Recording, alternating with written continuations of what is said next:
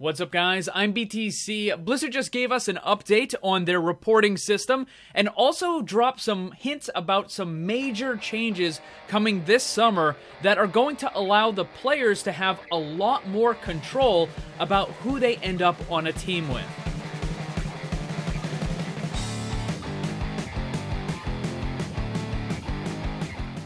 It looks like this summer we're going to get some really big changes to Overwatch, and I don't think it's going to be what a lot of people believe it's going to be. We'll come back to that in just a minute. First, I want to quickly talk about an update to the reporting system. Blizzard made an incredibly long post. I'm not going to go through all of it. I'm just going to hit some of the more important things on it.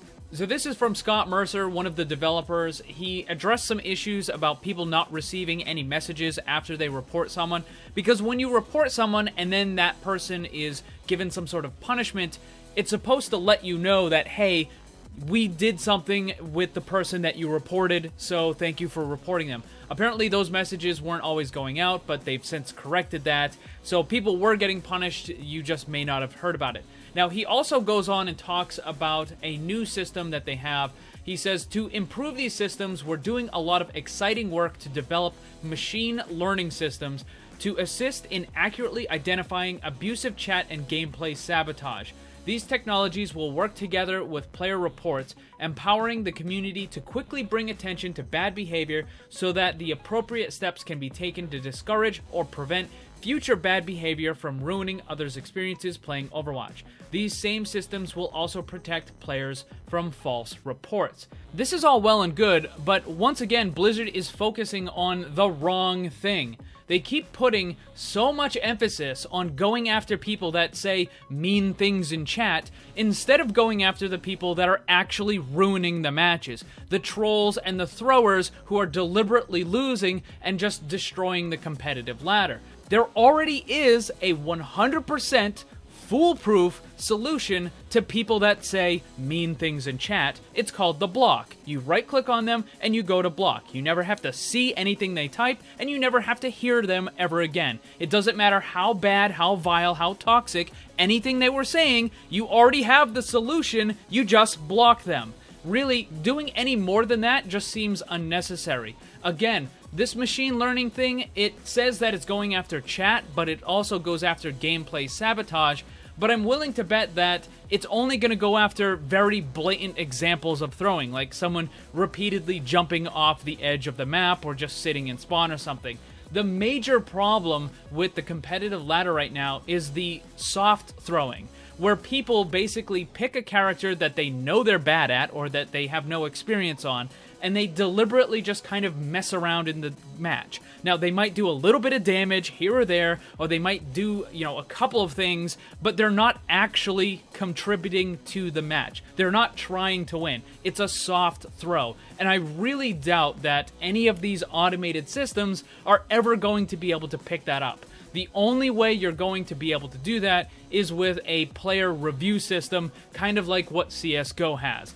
That's an entire issue for another video. I'm not going to go into all of that, but suffice it to say that the main problem is the throwers. It's not people saying mean things in chat. The other really important thing to mention is, he says, recently we provided another active tool to give you more control of your Overwatch experience.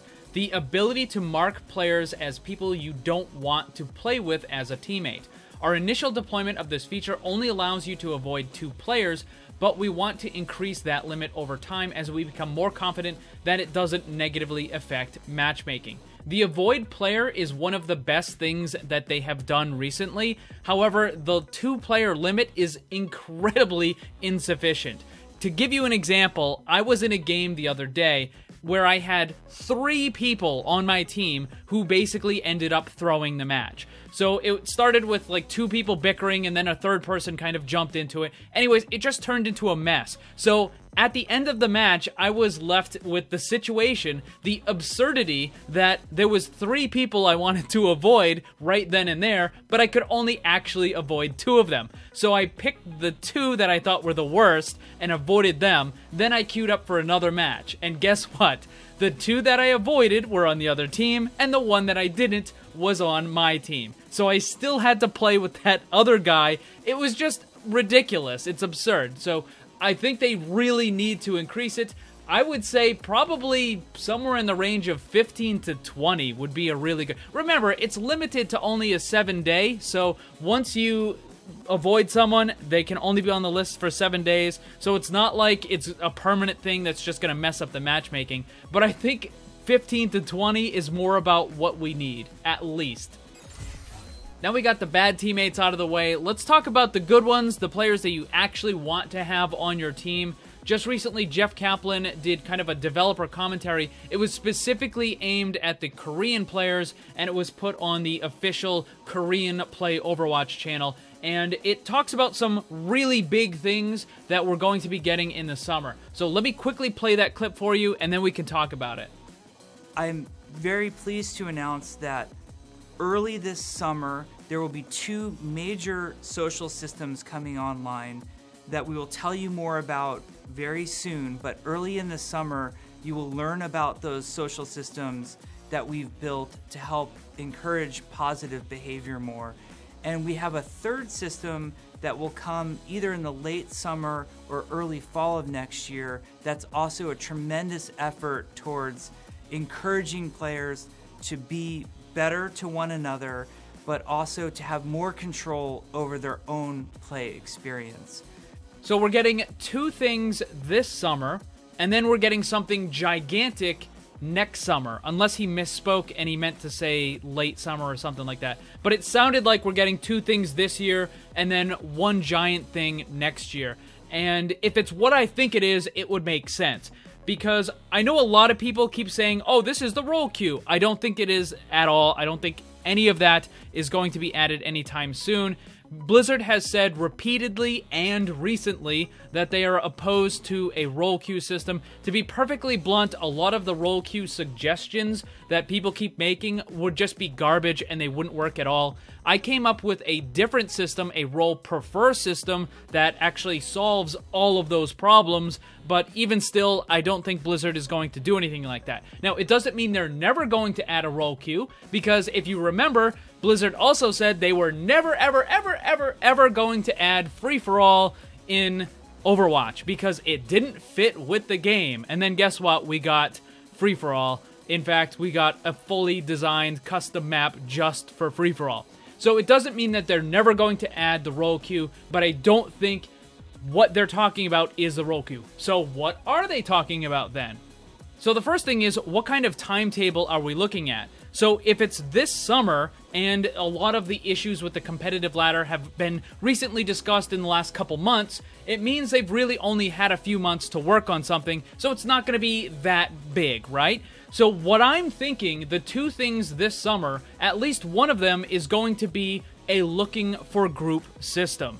And the second thing is probably going to be some kind of player rating system where basically when you're in a group with somebody or when you get in a match with somebody and you think they're a good player or they're a nice person or whatever, you can then rate them like 5 stars or whatever, right? Or if you think they were a bad player and they were mean or they just weren't cooperative, then you can rate them 1 star. So that way when people are using the looking for group system, right, they're going to have this little rating beside their name, so if someone has, you know, only 1 star or half a star or something like that, you know that you probably don't want to actually group with that person. But if someone has 5 stars, then it's like, okay, this person is going to want to be cooperative. This person is going to be very helpful, and, you know, they may not be the best player in the world, but they're at least going to be a very positive part of whatever group we create. So I think that's what we're going to get this summer, a looking for group system with a player rating system that's kind of intermingled with it.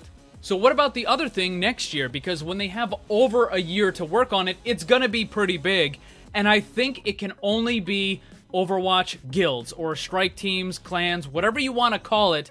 I think that's what it's going to be, and the looking for group and the player rating system are going to be kind of precursors to it. It's going to be a build-up system where people are going to be able to start rating each other, and they're going to be able to find other players that they want to group with, and then next year, Blizzard is going to be able to drop the guild system, and you're already going to have a whole bunch of people on your friends list.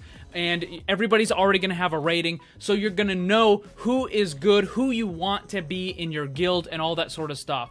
So I think that is the direction that they're going with. I think they're more trying to focus on finding players that you want to group with specifically, rather than trying to enforce some sort of meta or some sort of role queue system. I think that's what they're going to do, because when you queue up with a bunch of people, you can kind of agree what you're going to do before the match even starts. Hey, are we going to run a 2-2-2? Are we going to run a triple tank? Are we going to run triple support? What are you going to do? And you can figure that out before the match even starts.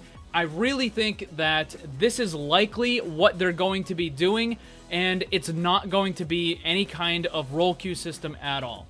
I mean, I could be completely wrong, but this summer, when we find out what these two things are, if one of them does happen to be a looking for group system, then I think it's almost completely a lock that next year it will be a guild system. So what do you guys think about all this stuff? Let me know down in the comments.